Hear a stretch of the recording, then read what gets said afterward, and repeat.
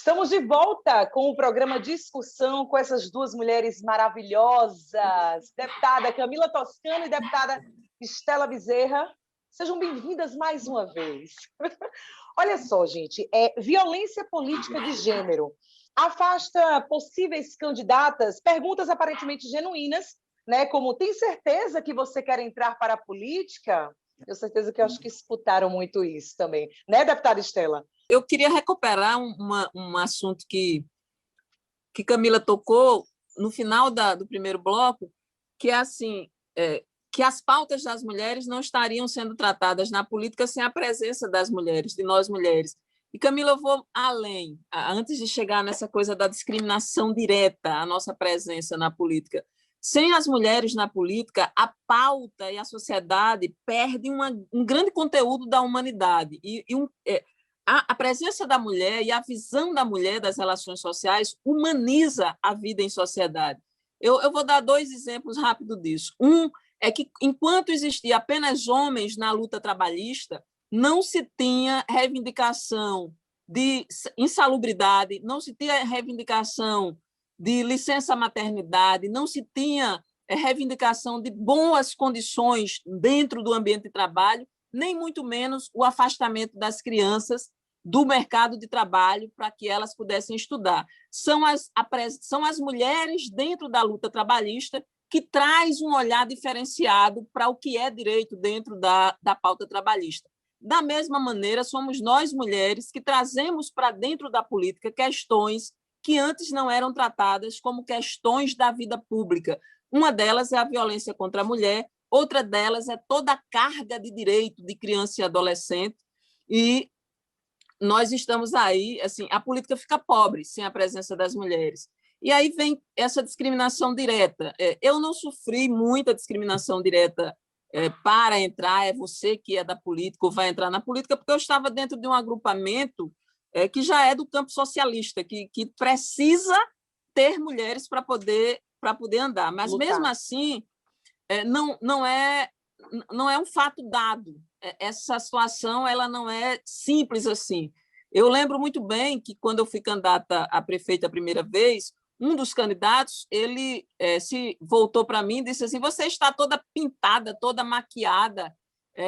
Queria dizer que eu não era a mesma pessoa que estava concorrendo, né? Que eu não estava sendo a pessoa que eu era.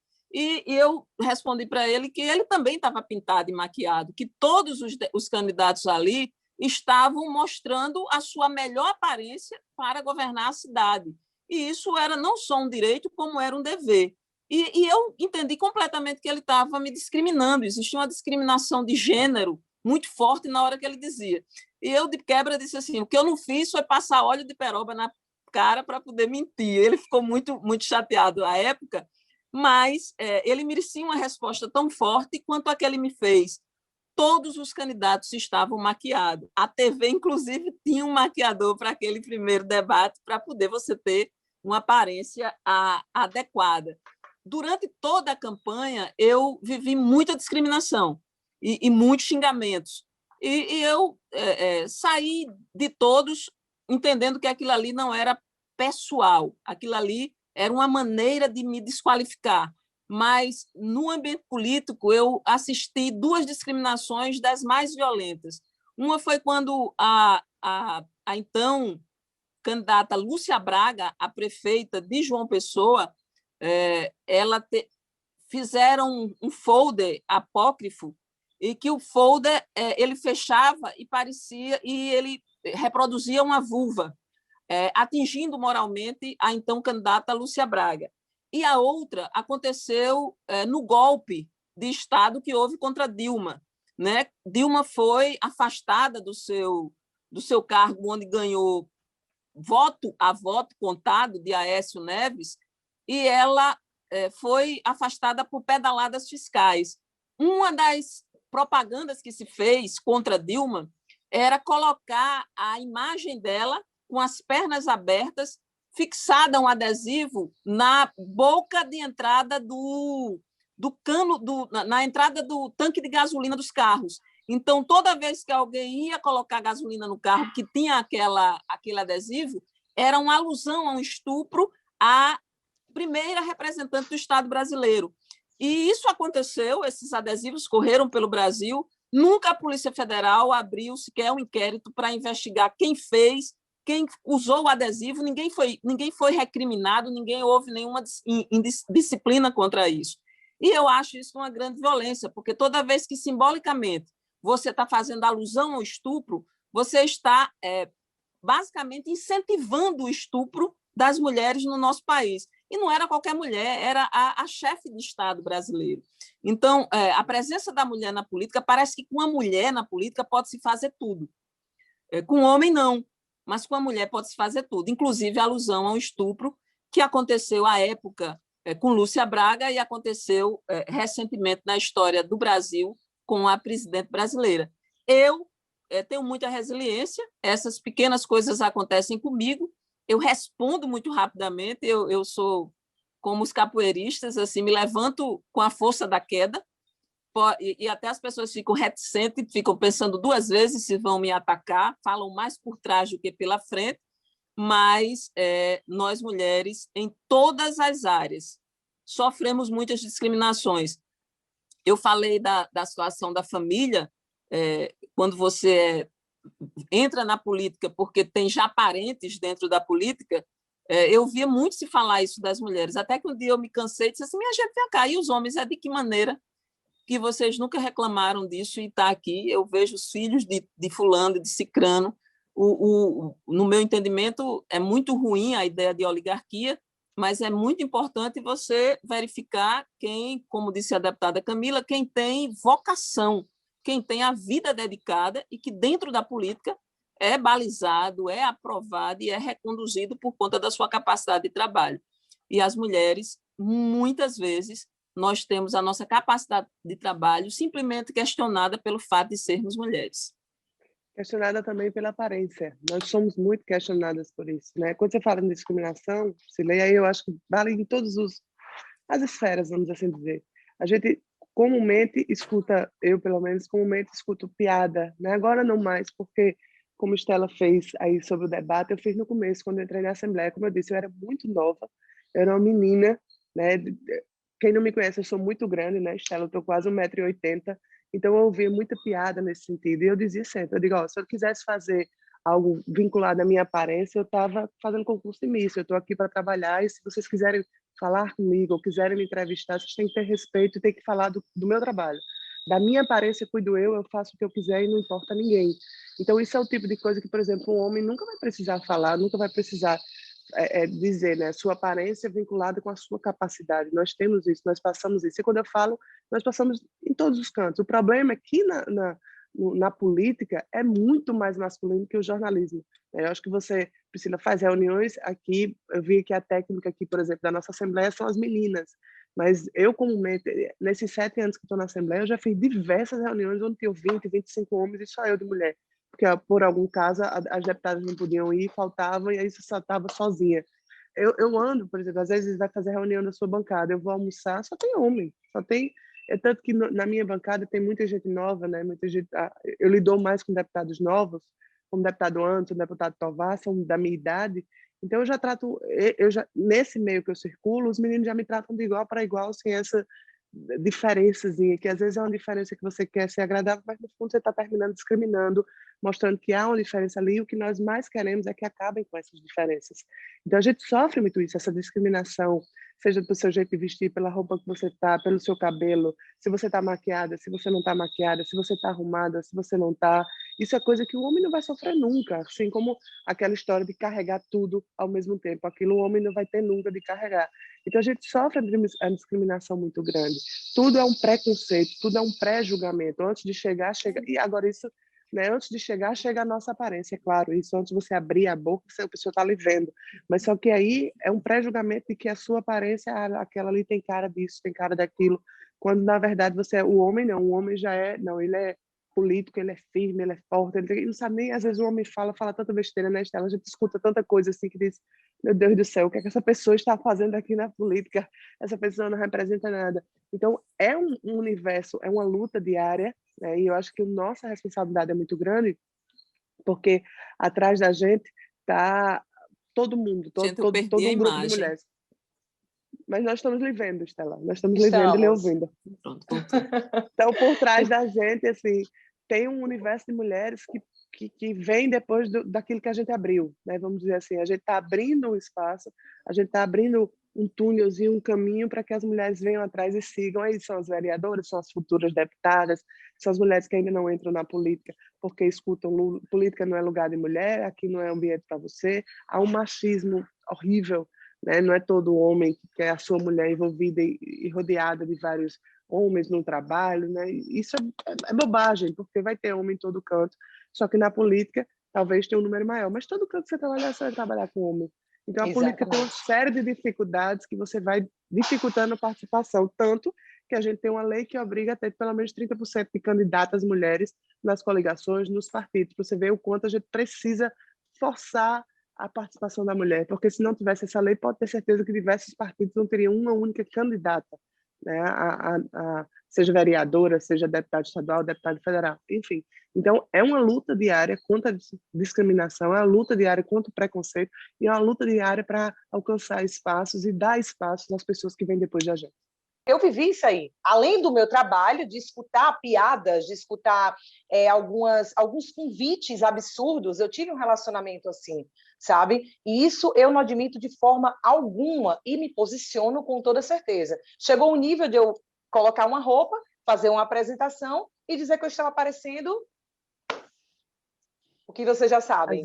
A gente precisa dizer às pessoas e passar essa mensagem que o se impor é muito importante. E talvez o principal momento de se impor é justamente no começo. Hoje eu não escuto mais isso, assim, dificilmente, porque já são 7 anos nesse universo, né? Então, o começo lá atrás foi muito importante. Então, você tem que sempre se impor no começo de tudo, onde você está entrando nesse ambiente, para que as pessoas vejam que você tem a sua personalidade e que você não vai admitir de forma nenhuma um tratamento diferenciado ou muito menos um tratamento discriminatório. Então, ou se impõe no começo, ou realmente você vai passar uma vida inteira tendo que provar todo dia quem é você e qual a sua capacidade. Exato. E tendo uma mudança, coragem, né? e tendo uma mudança coletiva, assim, porque a coragem não é uma posição individual. Eu acho que é por isso que é importante estar na política. Se você fala, a gente está voltando a falar da violência, porque a violência termina sendo o lugar maior de desrespeito às mulheres e de ameaça da nossa autonomia, né? Quando a gente vê na política, por exemplo, agora nós tivemos, em 2016, 48 mil mulheres candidatas.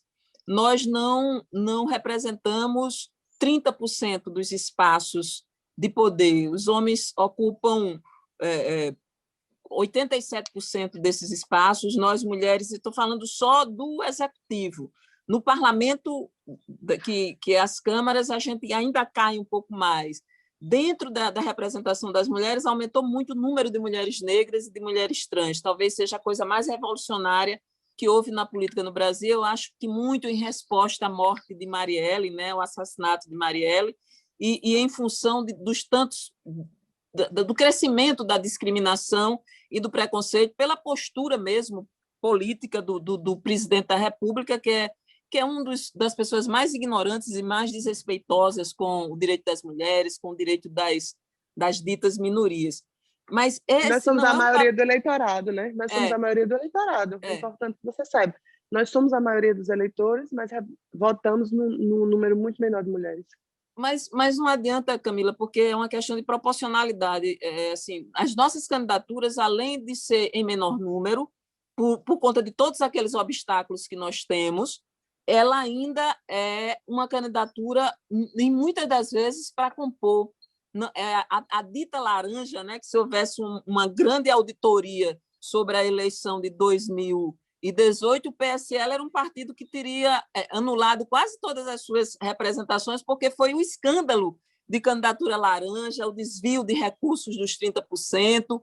Isso ainda está lá sendo investigado e certamente não chegará até o fim, mas a gente sabe exatamente como se deu, e isso não só no PSL, em outros partidos também acontecem isso, mas no PSL aconteceu explicitamente e escandalosamente. Você tem no MDB, no PSB, no PSDB, candidaturas de mulheres que são candidaturas reais, né? Mas você não vê ali no PSL uma construção de candidaturas que são femininas e que são de mulheres reais. Foi toda uma construção para o acesso dos 30%, que foi um avanço que nós tivemos. Mas eu quero voltar só na questão do indivíduo, porque às vezes fica muito pesado. Priscila e você, Camila, por conta de uma questão de educação, de cultura e de acesso, são pessoas que têm condições de dizer não, que têm condições de identificar o abuso. Mas a gente vive numa sociedade de tanta subalternidade, tanta pressão e tanto controle sobre as mulheres, que a maioria das mulheres não tem essa condição. Eu digo porque acompanhei vários casos de mulheres que, mesmo com muita coragem, que mesmo com muita vontade de se libertar daquela situação de opressão, elas não conseguiam, porque casaram muito jovens, porque tinham 4 filhos, porque dependiam financeiramente. Independência econômica, então, é verdade. Por isso a nossa presença e a presença de legislações que fortalecem habitação para a mulher, em nome da mulher, em vez de nome do marido, o auxílio emergencial e auxílio, a Bolsa Família no nome, o cartão no nome da mulher, a ideia de que tem uma casa-abrigo para acomodar mulheres que são vítimas de violência. Nós hoje estamos num estado que tem aquele crime de queimadas, que recentemente completou 10 anos. Aquilo ali é um dos crimes mais hediondos que nós vivemos. 5 mulheres foram convidadas a uma armadilha, a uma festa, para serem estupradas por 10 homens, e 2 delas foram assassinadas porque identificaram quem eram as pessoas que tinham feito isso com elas. E hoje, na Paraíba, com a conivência do sistema prisional, isso não tenho dúvida disso, quem tiver dúvida que diga outra coisa, Eduardo saiu pela porta lateral. Isso não foi de graça, isso teve um preço, e teve quem pagou e teve quem recebeu. E se fosse fácil assim, numa prisão de um sistema máximo de segurança, muitos outros tinham fugido. Por que só Eduardo fugiu? Então, assim, nós vivemos numa sociedade onde a cultura da violência contra a mulher é aceita como natural. Nós precisamos desconstruir. E esse não é um trabalho isolado, não é um trabalho individual. Camila não pode ficar sozinha quando ela rebate uma discriminação dentro da Assembleia. E muitas vezes a gente tem que ser educativa, porque está tão naturalizado na cabeça de todos nós que a gente nem reconhece que aquilo foi uma discriminação. Por isso que a gente tem que entrar nas escolas, nas nossas crianças, Estela. A gente tem que começar a mudar o pensamento das crianças. Desde cedo, né, deputada? Temos que ter tudo. Temos que ter um braço na educação, temos que ter um braço na justiça, um braço na mídia. O que é que passa uma mídia que naturaliza a violência contra a mulher? Que aquilo ali está normal. Nas igrejas, as igrejas que pregam, por exemplo, que a mulher é submissa aos homens. Por que a mulher é submissa aos homens? A mulher pode ser submissa a Deus, mas aos homens não. É submissa. Na sociedade, nós temos o mesmo valor e o mesmo respeito. Então, são várias instituições que a gente precisa atuar. E o poder público não pode abrir mão da sua responsabilidade, por exemplo, de ter segurança pública para proteger mulher, assistência social para proteger mulher, educação para diminuir. A gente viveu, Camila, na sessão, na legislatura passada, de 2014 a 2018, retiraram o termo igualdade de gênero do plano decenal de educação, na discussão mais absurda que nós tivemos, como se isso impedisse de discutir violência contra a mulher. Como é que a gente entra na escola se você não tira do plano decenal de educação o termo igualdade de gênero? Igualdade de gênero é de gênero masculino e feminino, não é de gênero alimentício, né? Não é comparação de arroz com feijão. É gênero sexual, gênero de construção de gênero, mulher e homem. Então, assim... É um mundo muito complicado ainda, né? Será tudo muito complicado. A gente evoluiu muito, é que a gente estava falando naquele dia da Comissão das Mulheres, a gente evoluiu muito. Se você pensar que você não podia votar, depois você podia votar, mas de acordo com o que o seu pai dizia ou o seu marido. Você não podia usar uma calça jeans, você não tinha escolha da sua roupa, né? Da sua liberdade. Então, a gente evoluiu muito, mas a gente ainda tem hora quando, por exemplo, você fala isso, você vai vendo, é a igreja que é assim ainda, é você admitir, é a mulher ter que se submeter a todas as humilhações possíveis e imaginárias, porque é o homem que sustenta a casa, é o homem e ela tem ali 3, 4 filhos, e se ela brigar com aquele homem, os filhos dela vão passar fome, não é nem ela, porque ela poderia ir para a rua, ela poderia tentar outra forma, ela vai ter os seus filhos passando fome, e aí eu digo sempre, entre os filhos passar fome e sofrer a violência, ela vai sofrer a violência, claro. Então Muitas aí tem que ter mulheres do poder fazem isso. público, aí tem que ter do Se poder público submetem políticas a esse públicas. tipo de situação, literalmente, né, deputada? Por isso que eu falo tanto que a gente tem que ter políticas públicas voltadas para as mulheres, para fomentar um trabalho ali para ela, a economia. Por isso que as cidades é tão importante, aqueles cursos que fazem, profissionalizantes, para que ela tenha uma renda própria, sua, mesmo que seja sem sair de casa, entendeu? Porque só trabalhando em várias fontes, como a Estela disse, vários pés, né, em todos os lados da sociedade, isso é no atual, mas tem que trabalhar o futuro com as crianças, que é isso que eu digo, se a gente ficar trabalhando só a sociedade hoje, vai continuar assim até vai estar enxugando gelo. Então a gente tem que, É. na verdade, tratar Essa o agora com desigualdade, tudo isso. Camila, no trabalho, o indicador, no trabalho nós avançamos muito também, mas aí quando a gente pega a peneira, nós mulheres estudamos mais, nós estamos nos qualificando mais, até porque a educação foi a carteira da cidadania das mulheres, nós trabalhamos mais, porque nós temos o trabalho da rua e o trabalho doméstico, aquilo que a gente já falou anteriormente, e nós ganhamos ainda 75% do rendimento masculino. É como se o nosso trabalho valesse menos do que o trabalho dos homens. Só para você ter uma ideia, quando a gente, por exemplo, especialidade que tem maior profissional feminino, ginecologia. A ginecologia tinha um status. Quando as mulheres foram sendo maioria, a ginecologia baixou de status. A cardiologia, quais são as áreas que mais tem, que é melhor remunerada? Cardiologia, anestesia e neurologia. A maioria das representações são masculinas. Existe um estudo sobre esse tipo de representação. Uma mulher cozinheira e um homem na cozinha.